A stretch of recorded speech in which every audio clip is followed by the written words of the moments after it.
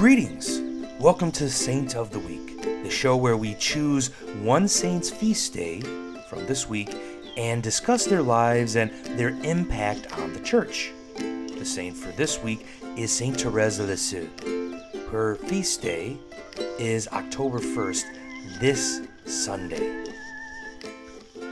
Thérèse was born on January 2nd, 1873, in Alençon, France. She was a daughter of Louis and Zélie Martin and had 4 sisters, Marie, Pauline, Léonie, and Céline. Zélie died of breast cancer when Thérèse was 4 years old, and the family moved from Alençon to Lisieux. In Lisieux, Pauline became the mother figure in Thérèse's life, and the two became very close. She was educated by her older sisters until she was 8 years old, when she was sent to school. She did well in her classes, but was bullied by some of the other children, which she did not take well because of her sensitive nature. She later described her years in school as the saddest years of my life. Thérèse's condition was only made worse in 1882 when Pauline entered into the Carmelite monastery at Lisieux. She was devastated, knowing that her sister, her second mother, was cloistered and that she would never return to her. This situation, along with a personal calling, made Thérèse want to join the Carmelites as well, but she was not permitted to join due to her very young age. At this time, Thérèse became sick and began to suffer from nervous tremors. She was bedridden and her illness continued until she had a vision while looking at a statue of the Blessed Mother. She saw Mary smile at her and began to feel better. Afterwards, however, when she was telling the story of her vision to some Carmelite nuns, she found herself unable to answer their many questions and began to lose confidence.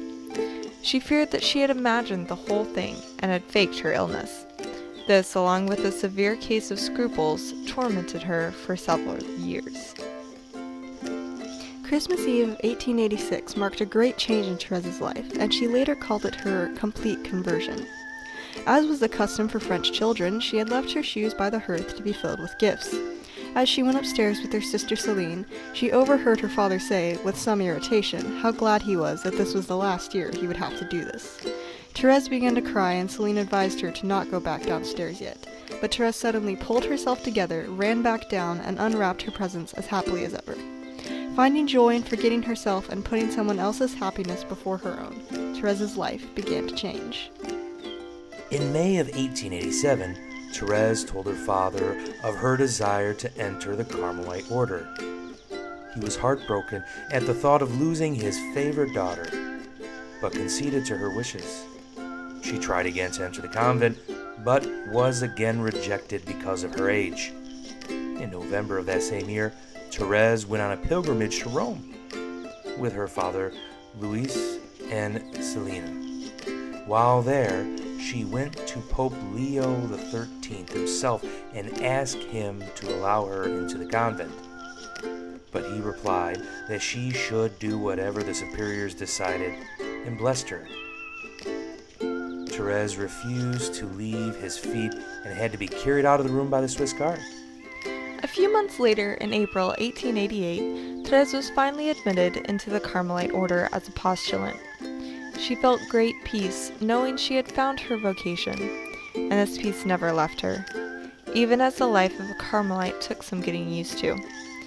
During her years in the convent, Thérèse developed what she now calls her little way. Believing herself too small and inferior to perform great deeds, Thérèse chose to show her love for God through little acts of kindness and unnoticed sacrifices. For those wishing to learn more about Thérèse, her life and her spirituality is further explained upon in her autobiography, The Story of a Soul. On Holy Thursday of 1896, as Thérèse went to sleep, she felt a joyous sensation and a bubbling stream coming up at her lips. The next morning her handkerchief was soaked with blood, revealing that she had tuberculosis. She suffered greatly from the disease in the last year of her life, but she bore her pain with patience and no complaints. She died on September 30th, 1897, at the age of 24.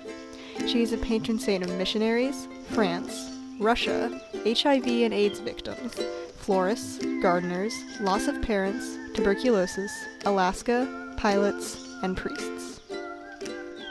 Saint Thérèse displayed a profound humility throughout her life, and it was this humility that inspired her little way.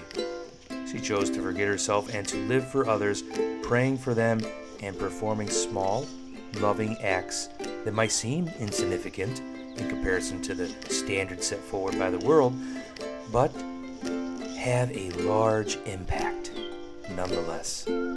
Her life was short, and at first glance there is nothing remarkable about her, but her love, her Jesus shines through, and her legacy has impacted millions. Saint Thérèse of Lisieux, pray for us. Our honorable mentions for this week are St. Thomas of Hereford, St. Theodora Guerin, St. Francis of Assisi, St. Maria Faustina Kowalska, St. Bruno, and St. Justina of Padua. And of course, there are thousands of other saints who undoubtedly have their feast day this week, but there are so many of them that there is no way we could list them all here. We hope you have enjoyed this episode of Saint of the Week. Thank you for watching, and goodbye. Peace be to you. Hello, I'm the Frank Friar, also known as Father Nicholas. I'm a Carmelite priest serving in the Archdiocese of New York. I have begun a social media ministry.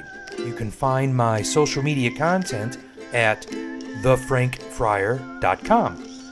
From there are links to my YouTube channel. My YouTube channel is also under the name The Frank Friar. My website also hosts links to my podcast, and I have a weekly blog, and I also write articles for The Catholic Stand. All of this you can gain access to through my website, thefrankfriar.com. If you want to email me, feel free to do that at thefrankfriar@gmail.com. That is thefrankfriar@gmail.com. All of my social media content is under my name, The Frank Friar. Thank you again for listening to me, and I hope you find my spiritual content nourishing for your life. Thank you, and God bless.